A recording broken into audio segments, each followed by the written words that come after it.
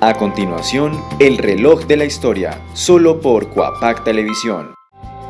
El siguiente programa es apto para toda la familia. Para una mayor comprensión se recomienda a los menores de edad verlo en compañía de sus padres o de un adulto responsable. El canal comunitario de Cogua Cuapac Televisión no se hace responsable de las declaraciones dadas por las diferentes personas que aparezcan en nuestras producciones audiovisuales y tampoco se identifica con la postura de las mismas.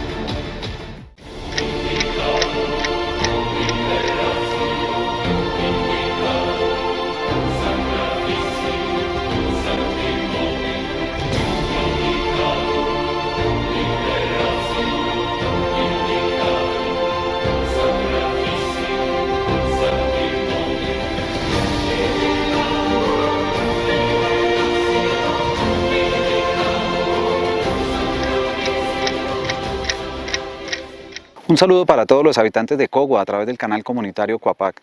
Mi nombre es Alejandro Góngora y les doy la bienvenida a un nuevo episodio de El reloj de la historia.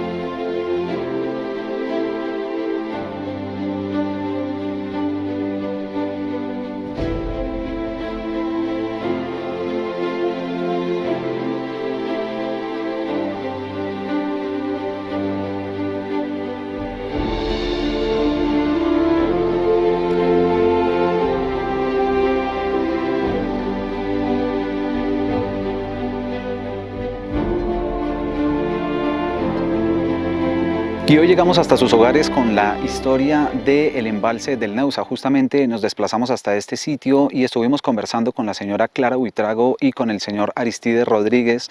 Ellos nos estuvieron contestando algunas preguntas sobre la historia de este sitio. ¿En qué época, en qué año iniciaron las actividades de construcción del embalse del Neusa? Seguro que muchos hemos venido a este sitio, lo hemos visitado, personas del municipio de Cogua, de Sabana Centro o de otras partes del país, pero la historia no está muy bien documentada, no está muy bien organizada, no está publicada en ningún sitio, así que quisimos justamente venir a rescatar esta historia o parte de esta historia, porque seguro que debe ser mucho más grande. Nosotros apenas daremos un pequeño paso en esta reconstrucción de memoria histórica, pero entonces ahí nos empiezan a surgir las preguntas: ¿qué ocurre después durante la época de construcción? ¿Qué ocurrió el día de la inauguración en que el presidente de la República vino a este sitio a realizar el acto de inauguración? Vamos a estar acá contestando estas preguntas. Acompáñenos como siempre durante esta media hora en este viaje hacia el pasado y de esta manera les damos la bienvenida a este episodio del reloj de la historia. Bueno, ese tema se generó en 1942. El estudio para la organización de la represa del Neusa, estando de presidente el doctor Mariano Espina Pérez y su comitiva. Los estudios lo hizo la compañía Winston Bros de los Estados Unidos, en compañía de un doctor Rosero y muchas más personalidades, con unos hijos de Cogua que se llamaba uno Antonio Patiño, que fue el negociante después de las tierras donde iban a ubicar dicho embalse. Primero les compraron las tierras a los, como dice, a los más poderosos, como fue don Obdulio Roballo, la hacienda Huanquica, como fue la hacienda esta de los Díaz. Sí, la hacienda de los Díaz era todo lo que escoge la ribera del río Borracho, hasta dar a donde quedó la torre de control del agua. Eso era de los señores Misael Díaz, era el propietario, y don Tomás Díaz. La señora de Vigilda eran unos herederos, pero ellos le vendieron a la compañía. El negociador fue el negociante de esa tierra fue un señor Antonio Patiño, era el comisionado, y de parte de Tausa era un señor Manuel Revelo, que era el administrador, y otros señores. A ellos les compraron, cuando iniciaron, ya le han comprado a ellos, le iniciaron la obra. Al iniciar la obra, entonces ya a los 2 años, 3 años principió a formarse el embalse. Y ya fue cuando les compraron a la señora Custodia Espinel, a la señora Natividad Hernández y otra familia Hernández, Espinel, les compraron esas tierras, pero ya les pagaron a un precio minoritario, y así a los de alrededor. Ya fueron de poca plata, pero les interesó fue comprar lo principal de las fincas grandes para hacerla, y ya siguió la obra. Los bulldozers llegaron a las explanaciones en 1954, casi terminando el 54. Llegaron los primeros bulldozers a ese sitio llamado Los Montecitos, que era de la señora Custodia Espinel, y don Reyes Espinel, doña Emiliana, todos ellos. Entonces ellos, como no querían vender sus tierras, se apoderaban de ello, que no dejaban hacer represas, que pues era una ignorancia porque habían comprado lo principal. Entonces, si no quieren, a las buenas quedarán a las malas, cuando hicieron eso. Un amigo me presentó con el doctor Germán Rosero. Él es hijo del ingeniero Miguel Hugo Rosero, quien fuera ingeniero residente de la obra de construcción del embalse hace 60, 70 años. Don Germán conoció el lugar y consideró que el mejor sitio donde podía quedar ese registro fotográfico era aquí, por la trayectoria que teníamos, por mi constancia y por el inmenso amor que guardo por el Neusa. Él dice que es un amor comparado con el que su papá tenía por el Neusa. Entonces él me obsequió unas foticos de este tamañito en blanco y negro. Me las donó, me dijo, haga con eso lo que usted considere. Y a mí se me ocurrió que podríamos ampliarlas, documentarlas, digamos, con la información de los sitios, un poco más específico, y me puse en la tarea de buscar en la biblioteca de la CAR y en la biblioteca del Banco de la República información sobre la construcción del embalse. De manera que logramos hacer la digitalización de las fotos, se ampliaron, se enmarcaron, bueno, todo esto, los pies de fotos, y logramos este registro fotográfico que es único. Bueno, posteriormente él nos regaló también el teodolito que fuera de su padre. También es una pieza de museo prácticamente, tiene más de 60 años creo. Lo conservamos, lo cuidamos como el rey de la casa porque pues ha sido muy chévere la respuesta, como el impacto que causa en el visitante que aquí conservemos y difundamos parte de la historia de la construcción del embalse. Eso ha sido muy bonito.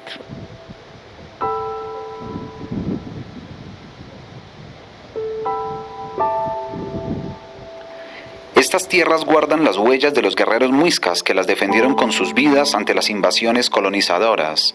Guardan las huellas de los caminos de la sal como el recurso que desarrolló relaciones comerciales muy importantes para la región en épocas precolombinas. Pero guardan también los flujos del agua en múltiples formas, en las partículas de humedad contenidas en el aire, en los lechos humedecidos de los bosques, en los ríos, todos los ríos que bañan esta región y en esta represa, la represa del Neusa, que a su vez guarda una historia muy importante para el desarrollo del país. A finales de la década del 50, cuando el país vivía la violencia bipartidista e incursionaba con fuerza la presión de la industrialización sobre nuestros campos, esta región empezó a recibir grandes proyectos de infraestructura. La construcción del embalse o la represa del Neusa fue uno de los proyectos más ambiciosos del momento, no solo para la región, sino para el país, que implicó para toda la zona la apertura de la carretera que permitió a sus comunidades la conexión más expedita con Zipaquirá, Bogotá y en general con dinámicas de intercambio comercial, económico y cultural mucho más directas.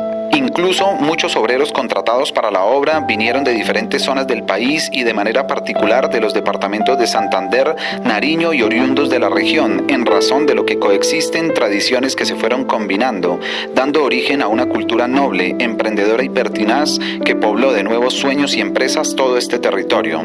Con las obras del embalse se inicia también el desarrollo de grandes infraestructuras en Colombia, incursiona por primera vez la maquinaria pesada y la megaingeniería y se impulsa de manera protagónica la ingeniería hidráulica a lo largo y ancho del territorio nacional. En el discurso inaugural de la represa, el gerente general del Banco de la República, para entonces, doctor Luis Ángel Arango, en nombre de esta institución que estuvo a cargo de la obra a través de la concesión Salinas, dijo: se recogen en este sitio las aguas de invierno a fin de aminorar las inundaciones de la sabana y los daños de la erosión, es decir, el desgaste de la tierra por el torrente de la lluvia. En tiempo de verano, cuando la sequía es intensa, se abrirán más las compuertas, con el objeto de regular el flujo del río Bogotá y hacer posible el regadío de los campos. Este plan de la ribera, lo que es ribereño, del puente Cubillos para abajo, era una finca de cultivo de papa y ganadería. Y la parte de allá era un cultivo que tenían una cantidad de ovejas. Un señor, Aurelio Ruge, tenía más de 300 ovejas. Por la parte de este lado, la señora Custodia, o sea, mi abuelita, tenía más de 100 ovejas. Cuidaba hasta aquí donde es ¿cómo se llama eso? Donde salen las lanchas, el embarcadero. Todo eso era de ella. Y otra parte que era de un hijo que se llamaba Lucio Duarte. Todo eso era ella, pero la escritura la tenía mi abuelita. A ella le pagaron tierra ya de último casi. Y ya hicieron los campamentos, y ya llegó la gente de distintas partes. Patos se llamaban. Venía gente de Antioquia, del Tolima, a trabajar. Bastantes. Hubo una época que hubo más de 400 personas y había turnos. 6 de la mañana a 2 de la tarde, 2 de la tarde a 6 de la mañana y de noche, había un turno de noche, examinando las tierras para buscar la manera si no estaban mojas para que hubiera escape de agua. Eso era bastante tiempo. Los transportadores para esas personas era un señor Pedro Pablo Viera, que vivía en Cogua, tenía una camioneta, una Ford Indiana. Él se comprometió a llevar y traer todos los turnos. Por unos 2 años después ya le dio turno a otras personas y él siguió trayendo el material de Puerto Berrío y de Puerto Colombia, que venía la varilla ya figurada para iniciar la obra del piso. Tenía unas varillas sumamente gruesas, ya flejadas, listas. Y mucho material que trajo el señor Vera. Empecé hace 10 años, ¿cierto? Cuando íbamos a cumplir 25 años aquí. Empecé a hacer, ya con las fotos, yo empecé a buscar la información escrita y a sacar los textos. Luego nos reunimos con una amiga que es socióloga, nos reunimos con don Germán Rosero, nos contó parte de la historia como estaba contando Ana Aristides, y luego hicimos ese texto y digamos que como cada 5 años renuevo todo, marcos, pie de fotos, todo, porque pues aquí el clima, el ambiente va deteriorando de color, sí, quita color a las fotos y a las que son en blanco y negro pues genera como una humedad entre el vidrio y la foto. Y entonces eso lo vamos renovando más o menos cada 5 años y cambiamos, digamos, el diseño del pie de foto, o sea, lo mismo, pero un poco más bonito cada vez. Sí, los últimos 10 años he estado como en esa tarea.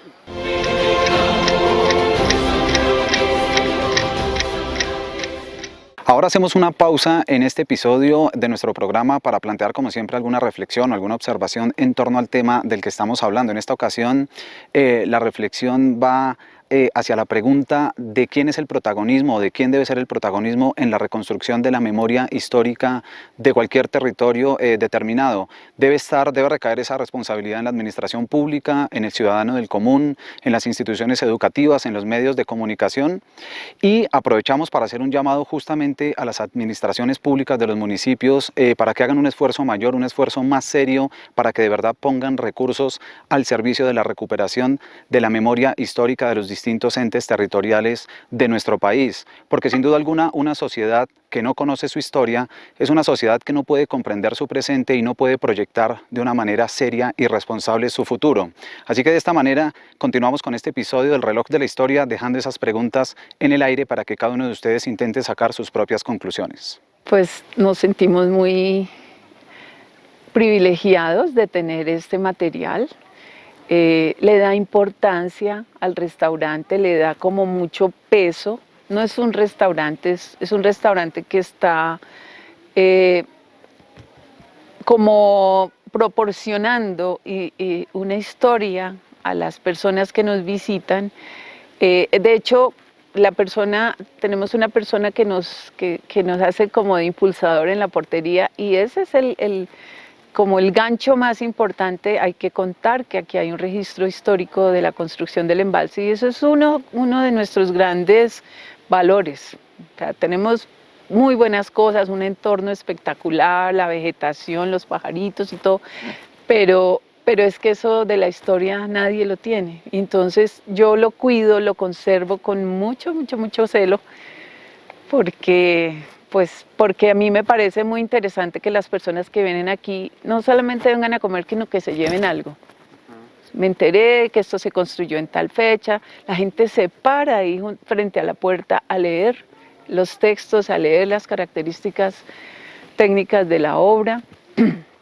Preguntan, ha venido personas que han tenido algún vínculo hace muchos años, que su papá fue ingeniero, que participó de alguna manera, y eso es muy emocionante, es súper bonito. Entonces, después ya principió a llenar la laguna, cuando iba por ahí en cuarto, como en unas 20 fanegadas, fue cuando principiaron a traer unos alevinos, las truchas, los alevinos los traían de Sogamoso, del Alto de Cintas, y echaron los alevinos, y eso después era una cantidad de gente pescando y todo eso. Ya fue cuando nombraron policía para poder controlar eso. El puente Cubillo, para pasar de lo de Cogua a Tausa, el puente, duraron más de un año haciéndolo, más. Y ahí hubo una tienda de un Santos Aguilar, ahí vendía de todo, canchas de tejo, todo eso que hoy no está del rastro. Ahí todo eso se hizo, pero en ese tiempo el lago se subía casi a debajo del puente. Cuando esta vaina aquí en el dique principal alcanzó a subir el agua a nivel, antes de sacar las aguas para Zipaquirá, Cogua y Nemocón. Todavía no se había hecho, era apenas la planta del Neusa, de la planta abajo, que todavía trabajaban las turbinas.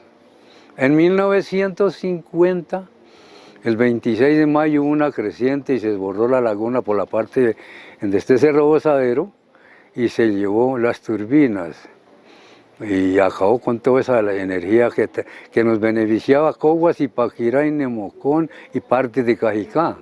El 26 de mayo de 1950, un sitio como a las 9 de la noche porque ya no había operarios. Y eso duró bastante inundado. Después hicieron ese dique, que estuvo pavimentado, y hicieron esa caseta que fue un puesto de policía ahí, y siguió así funcionando. Después se hicieron, ya cuando el 27 de marzo de 1948, sábado, fue cuando vino el doctor Mariano Espina, la señora esposa y su comitiva, y que Monseñor Crisanto Luque vinieron a inaugurar y a recibir eso, y hicimos los discursos, hay una lomita arriba de los campamentos. Y ahí siguió en manos del Banco de la República, la administraba Salinas, hicieron el restaurante ese grande, ese hotel grande, que lo hizo un señor Juan Briceño, que eso duró como hasta el 60 haciéndolo, más de 5 años. Pero de todas maneras, eso hubieron bastantes administradores, y en la última etapa, por ahí como en el 59, 60, eso, la vigilancia era de Salinas, y estuve jefe de vigilancia, señor que le nombré ahorita a ustedes, que dice, el Mono Jojoy. Él duró más de 2 años administrando lo que fue vigilancia aquí en el Neusa. Que fue cuando hizo unos cosos y mandaba a encarcelar el ganado y todo eso. Si no pagaban, lo mataban a la isla. Eso fue delicado, todo eso. Eso hubo mucha pelea por todos esos alevinos, todo eso era delicado. Ya nadie podía sacar un ternerito a la calle que el tipo lo mandaba a recoger de allá. Después cambiaron eso por policía militar, carabineros y todo eso.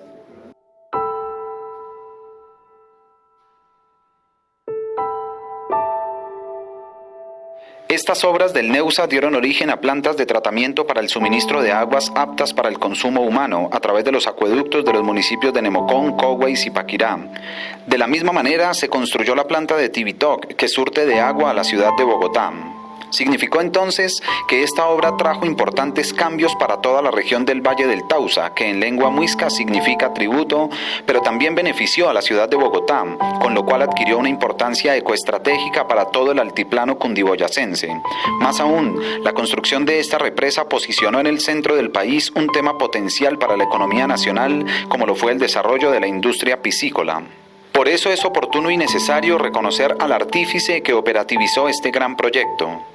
El ingeniero Miguel Hugo Rosero de Bastidas, que nació en mayo de 1920 y falleció en noviembre del año 2000, fue ingeniero civil especialista en hidráulica, enamorado del agua y el campo, ambientalista, uno de los fundadores del INDERENA, de la CAR, precursor de la Política Nacional de Parques Naturales, del Código de Recursos Naturales, funcionario público al servicio de temas agrarios y ambientales en el país, primer administrador del embalse del Neusa y a quien le correspondió la entrega a la nación de esta majestuosa obra totalmente concluida.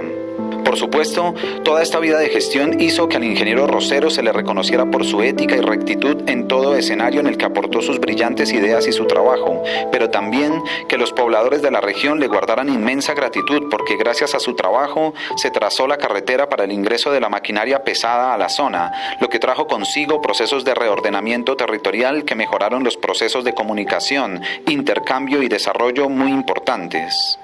El ingeniero Rosero, además, fue hombre de gran sensibilidad frente a las comunidades, frente a su familia y frente al país, en el que sembró una ruta que abrió el debate sobre el desarrollo sostenible y la coexistencia de métodos para el avance de la civilización en armonía con el entorno social y natural. A ello se debe que las multinacionales estadounidenses que trajeron la maquinaria y ejecutaron la obra, como la Winston Bros. Y la Raymond Concrete Pile, tuvieran claras orientaciones para la mitigación del impacto ambiental que generarían las obras sobre el ecosistema y el territorio en general. Yo pienso que las raíces son lo más importante. El que no recuerda o no conoce su historia, ¿qué tiene? Muchas de las personas de esta zona son descendientes de personas que trabajaron en la obra. De hecho, varios de mis empleados, de las personas que me colaboran los fines de semana, conocieron la obra en su construcción o recién terminada la obra, cuando esto ya se volvió después un sitio turístico. Son niños de esa época que ya en este momento son adultos y ellos nutren esa historia que está ahí escrita con sus cuentos, como ahora, con sus relatos de la época. Y entonces a mí sí me parece, primero porque por fortuna me llegó ese regalo, me parecía muy importante darle el valor que para don Germán Rosero tuvo el entregármelo, es su legado también de su padre. No podía yo guardar en un escritorio eso, quería que la gente lo conociera, quería que, pues es un valor agregado para el restaurante, ¿no?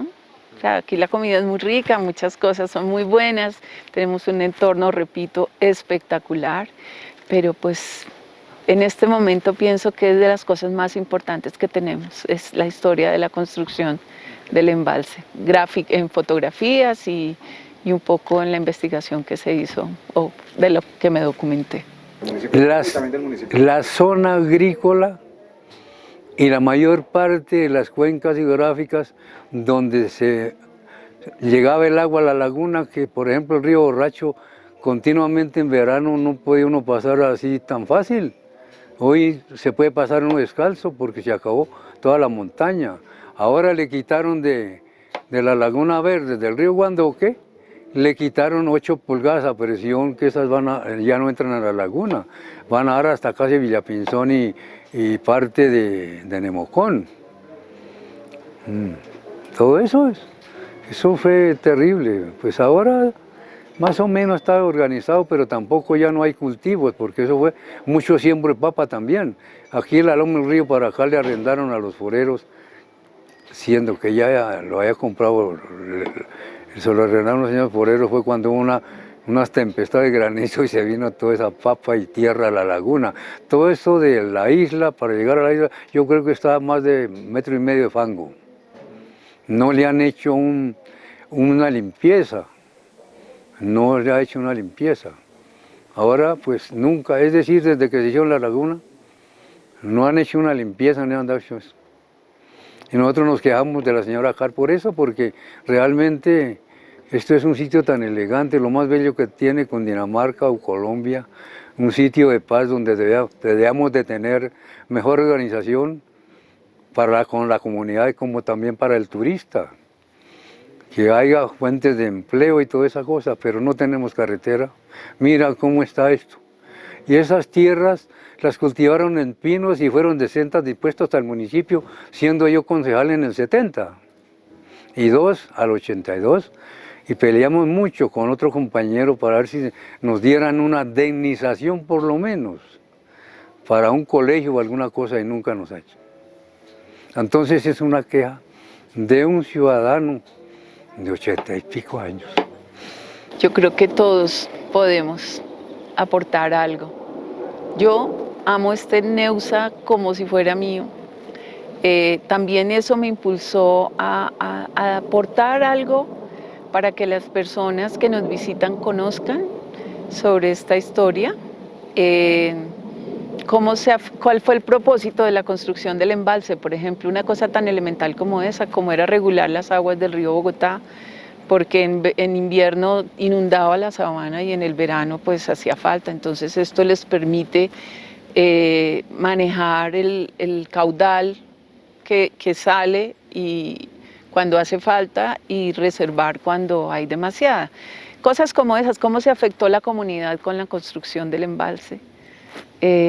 Bueno, abrió las vías, ¿no?, para estas comunidades que vivían residentes de este sector, el comercio, la educación para los chicos, o sea, incluyó estas comunidades en la vida, digamos, normal.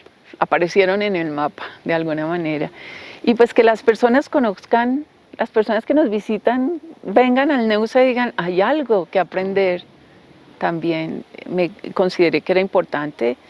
Y bueno, aquí estamos y con mucho gusto para recibirlos, para que se lleven un pedacito de nuestra historia. De esta manera llegamos al final de este episodio de nuestro programa en que estuvimos reconstruyendo parte de la historia del embalse del Neusa acá en el municipio de Cogua. No me queda más que agradecerles por habernos acompañado, agradecerles a nuestros dos invitados especiales del día de hoy y nos encontraremos en una próxima ocasión en el reloj de la historia.